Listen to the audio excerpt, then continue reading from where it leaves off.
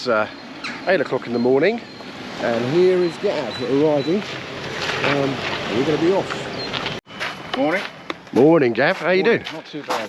What do we have here? Oh, this is the supercharged Range Rover. Yes. Do we have the fuel Bowser to get us? Yes, we do. We need to fill up on the way. Oh, what do we have in here? So we've bought a few supplies just in case. You never know. We don't want to break down. Not in this trusty beast, but in the whatever we buy. So we've got some oil and we've got some socket sets and bits and bobs just in case we have to pull. And I just have a very small bag with a load of cameras in it. Yeah, I've got the very small rucksack. And a charge pack just in case. Yeah, I've got one of those as well. So it's 8 o'clock in the morning, Saturday.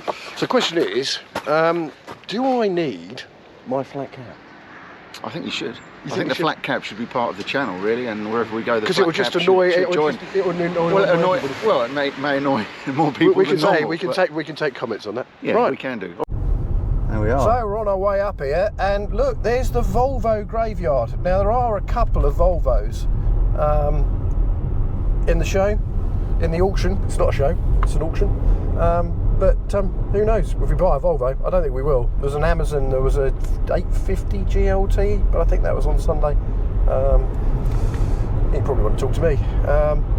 And there's Gav, by the way. We're in the car. Good morning, welcome back to the channel. Yeah, we're on the A1 heading north to Kings Lynn for today's auction, as Ian said.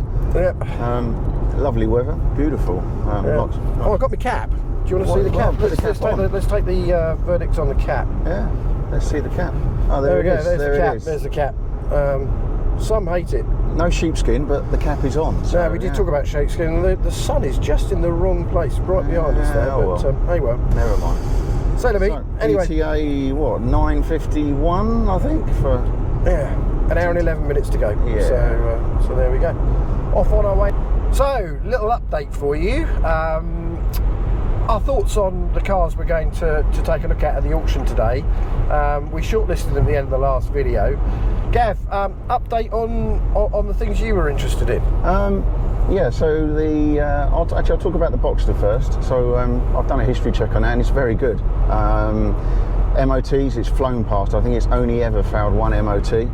I'll be honest with you, I can't really see anything not to like about it, and I don't really understand why it's not been retailed and it's in an auction. But hey, who knows? I've looked at the pictures in depth. I can't see anything that's putting me off at the moment. The Jag, the XK, that's the blue one. Now that, I think, correct me if I'm wrong, but I think that was an import from Northern Ireland. I VDI car dated that one. Yeah, okay. So always good to do a VDI check. Yeah. So I did a VDI car data check, and if you're doing a lot of checks, looks pretty good to me. You can get a check for £1.69. Wow, that's very good value. It is very good value. And it was really valuable in this case because that one, in the last 12 months, has had 2 owners, a plate change, looks like it's been imported from Northern Ireland, and most importantly, until 13th of July 2024, it was silver. Wow. And now it's blue. That's very interesting, isn't it? So what's happened there? How did that happen? Yeah. Is this a change of identity, or is this that's quite mind-boggling. In such a short amount of time, you've had so many things happen to that vehicle. Yeah, that would really put me off, I'll be honest with you. That would really put me off with a history like that. Is there any MOT history with that at all, did you say? Or? Yeah, the MOT history's good. It's going back several years? Yeah, even though it's Northern Ireland. So that's the bizarre thing. Yeah. The history... Why respray that car? Was it wrapped? That's the only thing I wonder. Maybe. Yeah. Maybe it was wrapped. Maybe it was wrapped, or maybe it is wrapped blue. But then most of the time when people wrap cars, they don't change the colour. Or maybe it's been rewrapped blue. Yeah, maybe that's it. Maybe that's what it is. Oh, that's interesting. Well, we'll have a look at that when we get up there, hopefully. Yeah. And what about yourself? What about, I know you were looking at the Triumph Herald, or the Vitesse, should I say, the red Vitesse, and the Scimitar even. Yeah, so here's the thing. Colour seems to be the nature of the day, right? Because I VDI data checked the Vitesse, and guess what? It's blue.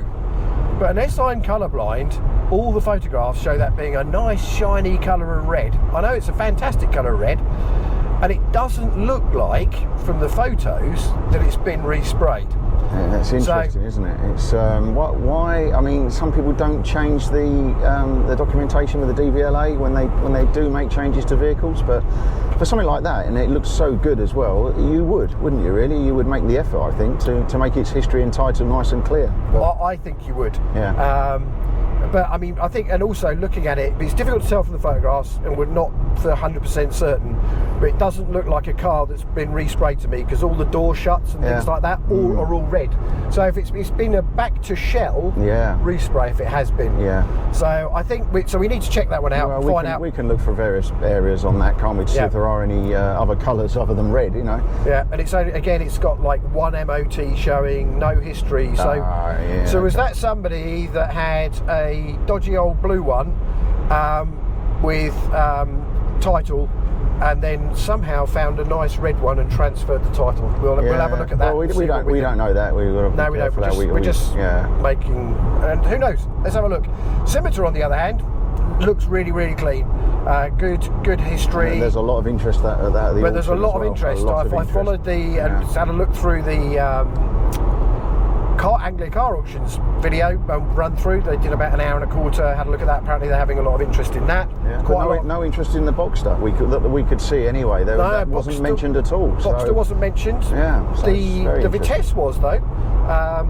Tell you another one that looks interesting is the Fiat Coupe. Okay.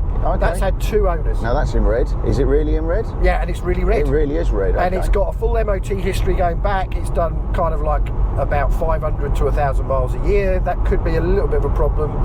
But anyway, checks out really well from a title perspective.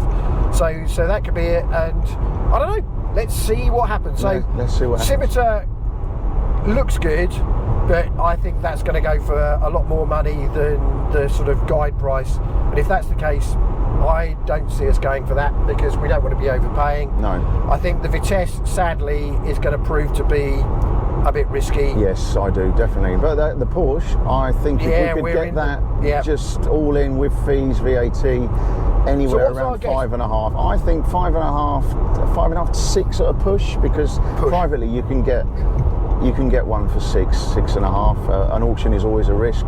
But I mean, buying privately is also a risk, but you do get a lot more time to look around a vehicle when you're buying privately, and you can ask and see the seller's eyes, if you like. I mean, we know nothing about this Porsche, so yeah, let's